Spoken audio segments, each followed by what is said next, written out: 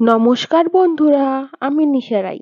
নিশাস recipe ডায়েরিতে আপনাদের সবাইকে স্বাগতম। আজ আমি শীতকালীন সবজি সিমের ভর্তার রেসিপি নিয়ে চলে এসেছি। অনেকেই বাড়িতে এই সিম ভর্তা রান্না করার সময় সিমের আসল রংটা বজায় থাকে না আর অনেকটা ফেড হয়ে যায়। কিন্তু আজ আমি যে পদ্ধতিতে এই সিম ভর্তা আপনাদেরকে তৈরি করে দেখাবো, সেইভাবে তৈরি করলে এর স্বাদ হবে দ্বিগুণ আর সিমের আসল রংটা বজায় থাকবে। চলুন দেখে নেওয়া যাক কিভাবে আজ আমি এই ভর্তার রেসিপি তৈরি করলাম। সবার প্রথমে এই ভর্তার রেসিপি তৈরি করার জন্য নিয়ে নিয়েছি সিম। এই ভর্তার রেসিপি তৈরি করার জন্য একটু কচি টাইপের সিম নিতে হবে। দুপাশে শিরা ফেলে আমি ছোট ছোট টুকরো করে কেটে নিয়েছি। এবারে গ্যাস ওভেনের মধ্যে একটা কড়াই বসিয়ে দিয়েছি আর তার মধ্যে খুবই সামান্য পরিমাণে সর্ষের তেল দিয়ে দিলাম। যে কোনো ভর্তার রেসিপি সর্ষের তেল দিয়ে তৈরি করলে এর স্বাদ কিন্তু দ্বিগুণ পাওয়া যাবে। তাই আপনারা অবশ্যই সর্ষের তেল ব্যবহার করার চেষ্টা করবেন। এবারে আগে থেকে কেটে ধুয়ে রাখা সিমগুলোকে তেলের মধ্যে দিয়ে দিলাম। এখন নেড়ে চেড়ে ভালো করে ভেজে নিতে হবে। এই পর্যায়ে আপনারা গ্যাসের ফ্লেম হাই টু মিডিয়ামে রাখবেন। আজ এই ভর্তার রেসিপিটা আমি দুটো স্টেপে তৈরি করব। প্রত্যেকটা স্টেপ আপনারা ভালো করে ফলো করলে আপনাদের ভর্তাও হবে দ্বিগুণ স্বাদের আর সিমের ন্যাচারাল রং বজায় থাকবে। এবারে আমি এখানে সিমের মধ্যে স্বাদ মতো লবণ দিয়ে দিলাম। লবণ দিয়ে ভালো করে নেড়ে চেড়ে সিমের সাথে মিশিয়ে নেব। তারপরে আমি এখানে সামান্য পরিমাণ চিনির ব্যবহার করলাম। এই চিনির ব্যবহারের কারণে কিন্তু সিমের উজ্জ্বলতা বজায় থাকবে আর ভর্তার রং সবুজ থাকবে। চিনি দিয়ে আমি ভালো করে নেড়েচেড়ে সমস্ত সিমের সাথে মিশিয়ে নিলাম। সিমের থেকে অনেকটাই জল বেরিয়েছে। এই জল যতক্ষণ না শুকিয়ে যাচ্ছে ততক্ষণ নেড়েচেড়ে ভালো করে রান্না করে নেব। প্রথম অবস্থায় আপনারা গ্যাসের ফ্লেম হাই করে রাখবেন। যখন দেখবেন জল অনেকটা শুকিয়ে গেছে তখন গ্যাসের ফ্লেম মিডিয়ামে করে দেবেন। এই পর্যায়ে খুব বেশি সময় ধরে সিমগুলোকে ভেজে নেওয়ার প্রয়োজন নেই। সমস্ত জল শুকিয়ে গেছে। এবারে আমি ভেজে নেওয়া সিমগুলোকে অন্য একটা পাত্রের মধ্যে তুলে নেব। এর থেকে বেশি এই পর্যায়ে আর রান্না করার প্রয়োজন নেই। অন্য একটা পাত্রের মধ্যে নিয়ে নিয়েছি।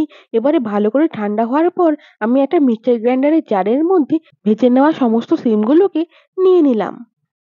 এবারে আমি এই মিক্সচার গ্রাইন্ডারের জারের মধ্যে 5 থেকে 6 কোয়া মতো দিয়ে দিলাম রসুন আর সামান্য একটু জল দিয়ে ভালো করে মিক্সচারের মধ্যে পেস্ট করে নেব।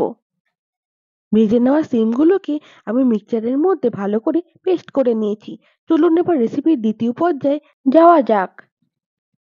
যে কড়াইয়ের মধ্যে আমি সিম ভেজেছি সেই একই কড়াইয়ের মধ্যে সামান্য পরিমাণ সর্ষের তেল দিয়ে দিলাম। তেল ভালো করে গরম হয়ে গেছে।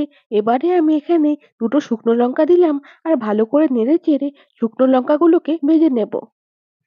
ভীষণই মজাদার একটা রেসিপি। আপনারা বাড়িতে এভাবে একবার সিম ভর্তা তৈরি করলে নিমেষেই কিন্তু ভাত উধাও হয়ে যাবে।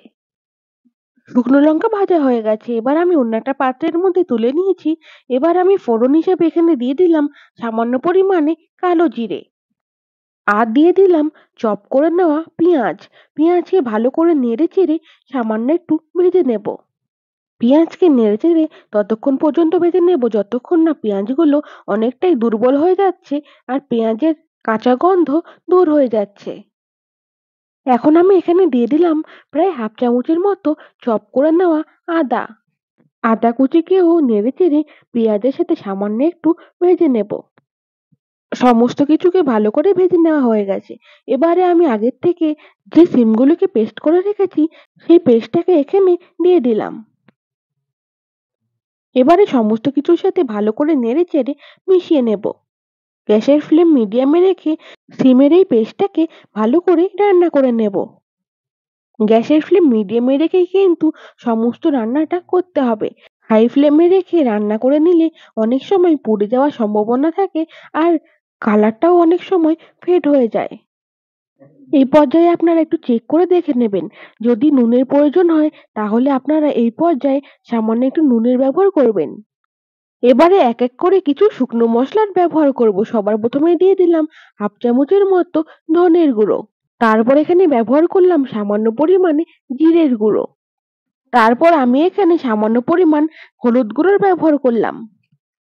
এবার এই সমস্ত শুকনো মশলাগুলোকে ভালো করে নেড়েচেড়ে সিমের ওই পেস্টটার সাথে মিশিয়ে নিলাম। আমার চ্যানেলে আগত নতুন বন্ধুরা অবশ্যই চ্যানেলটাকে সাবস্ক্রাইব করে আমার পাশে থাকবেন। এবারে ঝালের জন্য এখানে দিয়ে দিলাম সামান্য পরিমাণে লাল লঙ্কার গুঁড়ো। আপনারা আপনাদের পছন্দ অনুযায়ী ঝালের ব্যবহার করবেন। ডিমের এই পেস্টটা যত ভালো করে কুক হবে ততই দেখবেন জল শুকিয়ে পরিমাণে অনেকটাই কমে যাবে।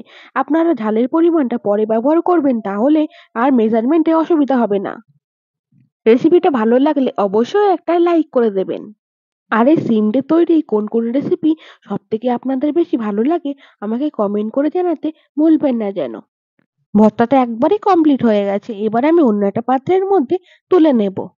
এবারে চলুন আমার আগের রেসিপির কমেন্টগুলো দেখে নেওয়া যাক।